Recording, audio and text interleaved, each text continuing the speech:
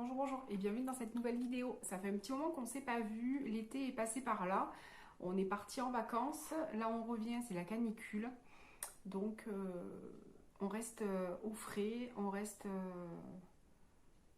enfermé et puis c'est comme ça. Voilà, allez, donc on a quand même un petit peu baladé au mois de juillet, début août aussi, et j'ai oublié de vous partager une histoire qu'on a redécouverte, puisque moi je la connaissais déjà, on avait déjà entendu parler de cette histoire-là, et on est allé voir l'exposition de l'OVNI de Valensole. Donc si vous habitez par ici, ou pas forcément d'ailleurs, vous avez dû entendre parler de cette histoire qui s'est passée en 1965 et qui est quand même assez étrange. C'est l'association donc de Valensole qui s'appelle, je vais prendre des notes, Mémoire vivante de Valensole et de son plateau. Donc c'est cette association qui organise toutes les années au mois de juillet l'exposition du fameux OVNI de Valensole. On peut voir cette exposition donc dans le village. C'est une salle qui se trouve au-dessus de l'ancien office du tourisme du village. Et vous avez une petite salle, donc c'est 2 € l'entrée. Et vous avez toutes sortes de documents. Vous avez des avis d'experts, vous avez l'enquête de gendarmerie, des PV de gendarmerie, vous avez plein de documents, des photos, des croquis qui vous relatent cette fameuse histoire qui s'est passée le 1er juillet 1965 où Maurice Semas, un agriculteur de Valensole, qui se rend dans son champ comme tous les matins, à 6h moins le quart, arrive avec son tracteur, gare son tracteur, descend, va fumer une cigarette derrière un clapier. Un clapier, c'est un tas de pierres chez nous. Et il entend comme un sifflement. Donc au début, il pense à une voiture, une dauphine. Puis il se dit non, une dauphine à 6h dans mon champ, c'est pas possible. Il entend que ça vient des airs, il pense à un hélicoptère. Donc il sort de derrière le clapier et dans son champ, il voit une masse dans le champ et 2 petits êtres, pas plus grands que des enfants de 8 ans, un peu plus d'1 mètre, un peu plus d'1,20 m là. Un penché sur la lavande, donc il s'approche, il les regarde. Il se tourne donc vers Maurice Semas. Un sort un petit tuyau de son fourreau, le vise et le pétrifie.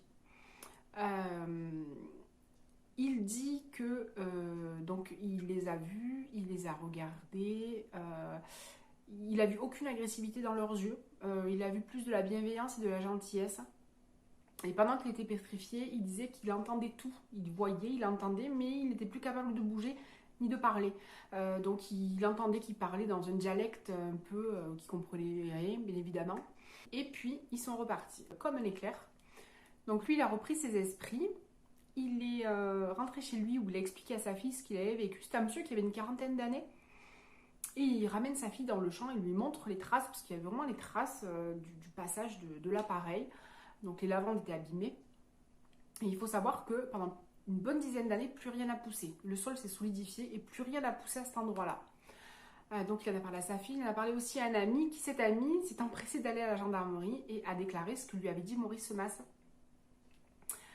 Donc il a bien évidemment été convoqué par les gendarmes où il a expliqué ce qu'il avait vécu. Et de là, un déferlement de journalistes d'ici et d'ailleurs, ça a pris des proportions mondiales parce que il y avait quand même des preuves. Il y avait des preuves au sol et c'est ce qui en fait aujourd'hui une des histoires les plus surprenantes, mais c'est parce qu'il y a des preuves et c'est ça qui est quand même assez intriguant. Si vous allez sur le site du GEPAN, c'est un site qui répertorie tous les ovnis qui ont été vus, qui est classé. Donc toutes les affaires sont classées de A à D. Donc en fait, quand c'est A, c'est que ça a été classé et que ça a été analysé. Donc c'était un ballon, c'était un oiseau, c'était n'importe quoi. Mais donc ça a été analysé. On sait ce qu'était cet ovni.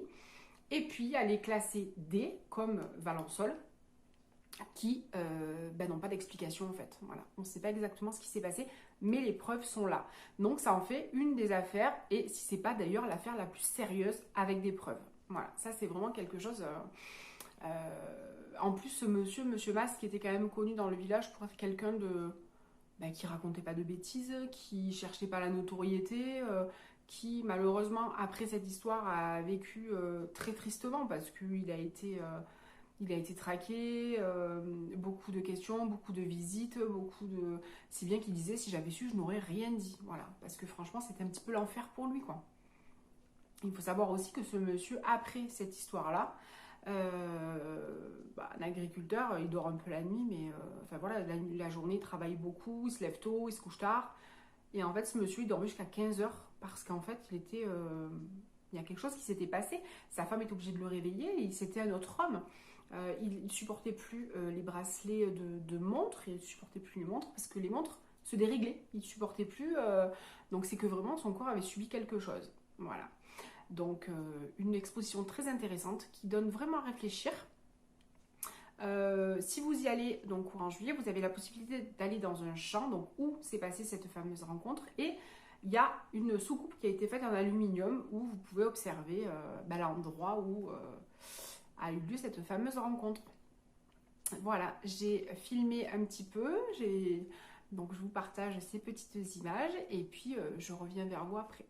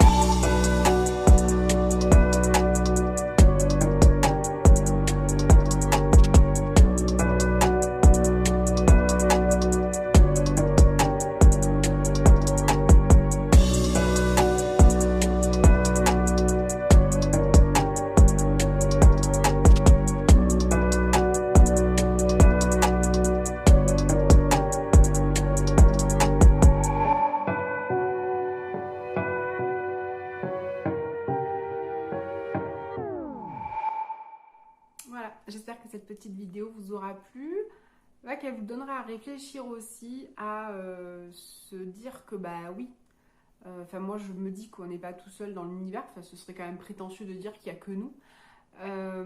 Après, l'association perpétue cette histoire-là, c'est pas pour dire que ça existe pas, c'est juste pour, voilà, on perpétue l'histoire, après chacun en fait ce qu'il en veut. L'information est prise, on y croit, on n'y croit pas. C'est un petit peu comme la politique et la religion, chacun a son idée. Le tout c'est de respecter les autres, voilà, c'est juste ça. Je vous invite aussi à aller sur le site du GEPAN si vous voulez, pour voir tous les documents qui sont à votre disposition et voir tous les ovnis qui ont été vus. Voilà, j'espère que ça vous aura plu. Je vous souhaite une très bonne après-midi et je vous dis à bientôt.